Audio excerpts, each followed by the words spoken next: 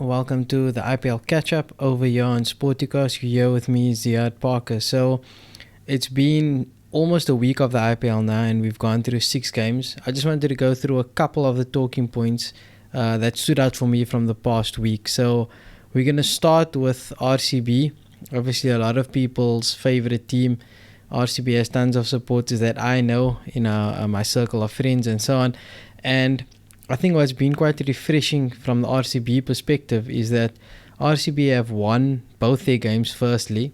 The second thing is they've won tight games. So in their opener against Mumbai, they chased down a score. Yes, they won off the last ball and they should have probably won it a bit more comfortably. But I think the most important part there was that AB de Villiers was serving as their batter at the end, their closer, to kind of take the team home. And I think looking at the batting lineup in the second game as well, that's a position that he's going to be taking up for the rest of the tournament because of Virat Kohli opening the batting and then Glenn Maxwell coming in at 4.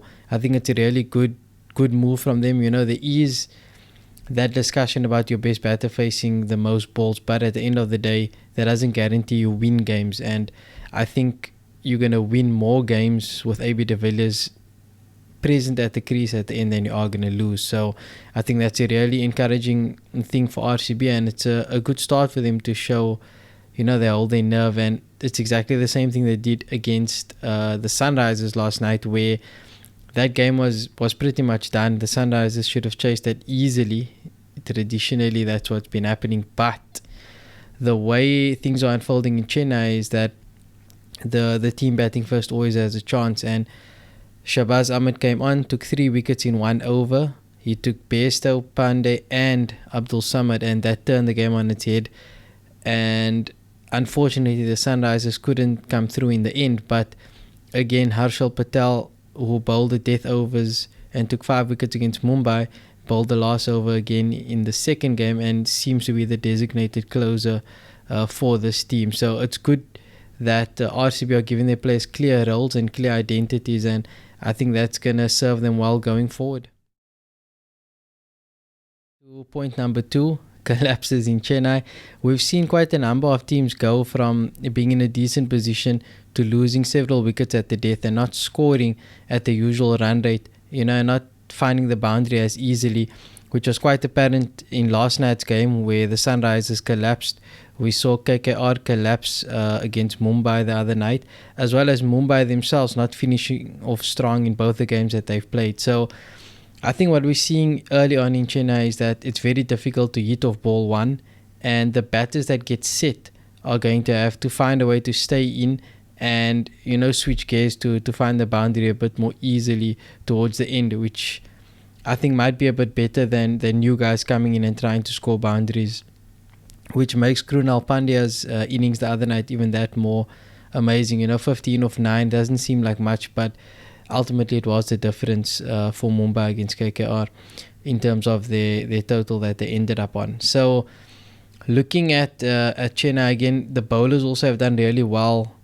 Towards the death, you've seen Bumrah, Balt, Harshal Patel all deliver at the back end of games, and they are being helped by the wicket, but they still have to execute, and it's much easier, or there's less pressure to execute, I suppose, when you're facing a guy who's hardly faced the ball yet, a fresh new batter, as opposed to somebody who's in and set.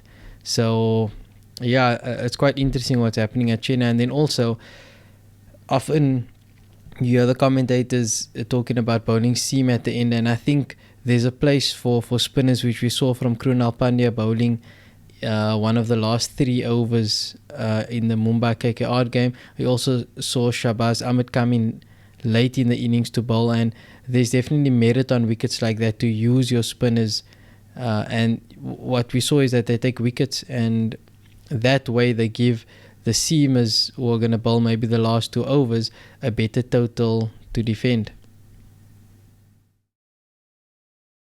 Branded Punjab Kings up against the Rajasthan Royals proved to be one of the most entertaining games of the IPL so far. Both teams scored 200 plus in a high scoring affair, and they did it in slightly different ways, where Punjab's innings was built on the back of KL Rahul, who scored a 90 odd, and he was supported by Chris Gale and a fantastic innings from Deepak Hooda, who really took the game away from the Royals. And he did it at an amazing strike rate. It was just something that was unexpected, and really good to see Deepak Hooda take that step up. And yeah, so the Kings scored 200 plus, and the Royals almost chased it down with Sanju Samson batting exceptionally well, scoring a century in his first game as captain. And he was ably supported by the rest of the batting order, where I think even though they didn't score much, there were a couple of 20s thrown in there, but it was done at a high strike rate, which was very useful to stay with the required run rate. And unfortunately, it got down to the last ball and Samson held out. But there's a major talking point just before that, in which Samson was facing and 6 was required of 2 balls. 5 was required of 2 balls. And Samson hit the ball. He could have gone for a single but turned it down, and he was batting with Chris Morris. And I mean, there's a lot of things that could have happened there. They could have really pushed hard, try and get back for 2, with Morris generally running towards the danger end as the ball was hit down the ground.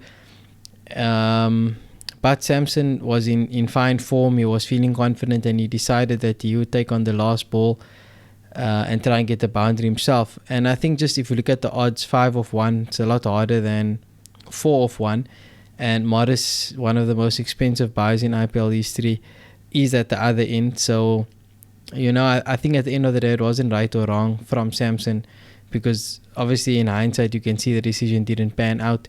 For me, it's more important how he got to that decision. So what was the process that he went through to decide that he's going to take on that last ball and try and hit a 6 instead of giving Morris the opportunity to hit a 4. Now, Morris's reaction in the moment wasn't great. You could see on his face that he didn't understand it, or he wasn't in support of it. But I think that's something that has to be addressed before they move on into today's game. And it's going to be interesting to see if that lingers, or if Morris trusts his captain going forward, and if his captain can trust him in that situation on another day.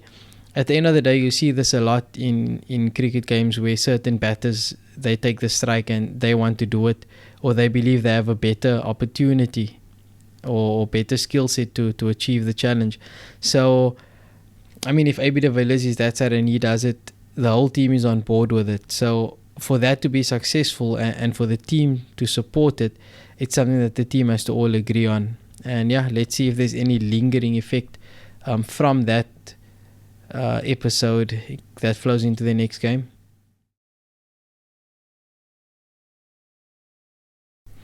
Suresh Raina is back. He's back in the IPL, and he's back playing like he never left. Suresh Raina has missed the IPL, and it was a welcome sight to see him score runs for CSK again. Many thought that his days were numbered at CSK, myself included. I thought he'd probably get traded to another team, but they managed to solve their differences after he withdrew from last year's IPL, and he's back where he belongs, coming in at number 3 for CSK. And I think that he's going to do really well this season. A top 5 run scorer for me in this tournament. Yeah, and then the last point for this week is the Delhi Capitals. I mean, they started off with a bang against CSK. They made that chase look really easy, and it's just the way they went about their business that was very encouraging. They lost their captain in Shreyas Iyer and replaced him with Rishabh Pant, who had a bit of a rough game, I think, from a captaincy perspective, but he'll only get better with each game, I think. And Delhi have a strong squad, even though they didn't have Rabada and Nokia available for their first game. Actually, they also didn't have Akshar Patel. So the depth that they have in that bowling unit is quite fantastic, and I think they're going to do really well in the season with regards to their bowling. They've got Ashwin Mishra on the bench. They've got a couple of other spinners that they can use depending on matchups, and I think maybe in the next 2 or 3 games they'll get Akshar Patel back as well. So yeah, Delhi look really good with their batting. It was very good to see Prithvi Shaw and Shikhar Dhawan attack the bowlers like they did and get off to a flying start. When they do that, it allows Delhi to promote the other batters up the order as wickets fall. So what we saw when the first wicket fell was Pant got promoted up the order, came in at 3, followed by Stoinis and Hetmeyer. So you can already see that Ajinkya Rahane is in the squad just as insurance basically. If they lose an early wicket, he can come in and can help with the rebuild. But if they get off to a flyer, then that enhances the ability of the other players that they have within their lineup. So yeah, very very exciting squad, and I think they're going to do really well this season. They fell one game short last year, and this could be the season where they go all the way.